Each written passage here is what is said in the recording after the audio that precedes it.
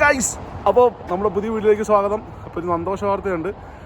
നമ്മൾ കഴിഞ്ഞൊരു വീഡിയോ ചെയ്ത പോലെ നമുക്ക് നമ്മുടെ ഇന്ത്യൻ ഫുഡ് കുക്ക് ചെയ്യാൻ വേണ്ടി ഒരാൾ നമ്മളെ വിളിച്ചിട്ടുണ്ടായിരുന്നു. അത് ഓൾമോസ്റ്റ് എല്ലാം സെറ്റായിട്ടുണ്ട്.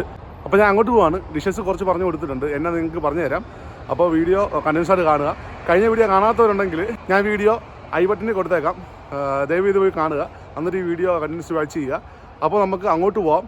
അപ്പോൾ എന്താണെന്ന് എനിക്കറിയത്തില്ല, നമുക്ക് എന്തായാലും അടിച്ചു പൊളിക്കാം. വീഡിയോയിലോട്ട് വായു.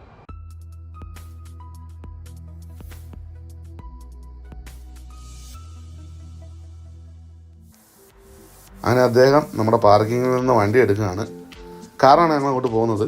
അക്കാദമിയിൽ നിന്നൊരു 10 കിലോമീറ്റർ ഉണ്ട് ഇദ്ദേഹത്തിൻ്റെ സ്ഥാപനത്തിലോട്ട്. അപ്പം ഞങ്ങളങ്ങോട്ട് പൊക്കോണ്ടിരിക്കുകയാണ്. അപ്പോൾ ഞാൻ അദ്ദേഹത്തിന് മുന്നിൽ 5 ഡിഷസ് സജസ്റ്റ് ചെയ്തായിരുന്നു. അതിൽ 5 പുള്ളി ഇഷ്ടപ്പെട്ടു. അപ്പോൾ ആദ്യം ഒരു ഡിഷ് ചെയ്യാൻ വേണ്ടിയാണ് ഞാൻ പോകുന്നത്. അപ്പോൾ ആദ്യം തന്നെ നമ്മൾ ചെയ്ത് കൊടുക്കാൻ പോകുന്നത് നമ്മുടെ സ്വന്തം ബട്ടർ ചിക്കനാണ്. അപ്പോൾ അങ്ങനെ കിച്ചണിലെത്തി. കിച്ചൺ എനിക്ക് വിട്ടു തന്നു. ഒരു സൈഡിൽ നിന്ന് ഞങ്ങൾ സ്റ്റാർട്ട് ചെയ്ത് തുടങ്ങുകയാണ്. അപ്പോൾ ഞങ്ങൾ ചിക്കൻ ആദ്യമേ എടുത്ത് കട്ട് ചെയ്തൊന്ന് തോരാൻ വേണ്ടി വെച്ചു. പിന്നെ നമ്മുടെ ഇഞ്ചി വെളുത്തുള്ളി എടുത്ത് ചതച്ചു. പിന്നെ അതുപോലെ തന്നെ മസാല ഒന്ന് പൊടിച്ചു. പൊടിക്കാൻ നമുക്കിവിടെ മിക്സി അവൈലബിളാണ്. ഈ കാണുന്ന ബ്ലെൻഡർ വെച്ചിട്ടാണ് ഞാനൊരു ഇത് പൊടിച്ചത്. എന്നാലും കുഴപ്പമില്ല. എന്നിട്ട് നമ്മുടെ മസാലയും മുളക് പൊടിയെല്ലാം ഇട്ടൊന്ന് മാറിനേറ്റ് ചെയ്യാൻ വേണ്ടി വെച്ചു ചിക്കൻ.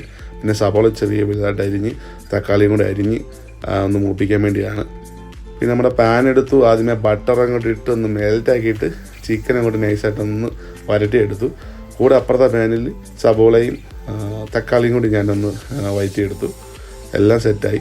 ഇനി ചെയ്യേണ്ടത് ഈ വഴിഞ്ഞ് വന്ന സബോളയും തക്കാളി ബ്ലെൻഡറിലിട്ട് ബ്ലെൻഡ് ചെയ്യുക എന്നുള്ളതാണ്. ഇത് ഇച്ചിരി മെനക്കെട്ട പരിപാടിയായിരുന്നു. നമ്മുടെ മിക്സി തന്നെയാണ് ഏറ്റവും നല്ലതെന്ന് എനിക്ക് തോന്നി. അവസാനം ബട്ടർ ചിക്കൻ ഈ പരുവത്തിലായിട്ടുണ്ട്. ഞാൻ അല്പം ക്രീമി ഒഴിച്ചിട്ടുണ്ട്, ഫ്രഷ് ക്രീം. അതാണ് ഈ കളർ ഇടുന്നത്. സോ തിക്നെസ്സൊക്കെ ഓക്കെയാണ്. ഞാൻ അതനുസരിച്ചാണ് എല്ലാം ചെയ്തത്. സ്മെല്ലും കൂടെ വന്നപ്പോൾ നമ്മുടെ മസാല സ്മെല്ലും കൂടെ വന്നപ്പോഴത്തേക്ക് എനിക്ക് ഭയങ്കരമായിട്ട് അങ്ങ് ഇഷ്ടപ്പെട്ടു. സോ നാട്ടിൽ നിന്ന് വന്ന ശേഷം ഒരുപാട് മിസ് ചെയ്ത മസാല. ഇതേ മക്കളെ കണ്ടോ, നമ്മുടെ ബട്ടർ ചിക്കനും റൊട്ടിയും. ഇതാണ് പാഴ്സൽ വകയിൽ ഞാൻ വെച്ചിരിക്കുന്നത്. സോ അവർക്ക് വിട്ടുകൊടുക്കുകയാണ്, അവർക്ക് ടേസ്റ്റ് ചെയ്യാൻ വേണ്ടി വിട്ടുകൊടുക്കുകയാണ് ഞാൻ.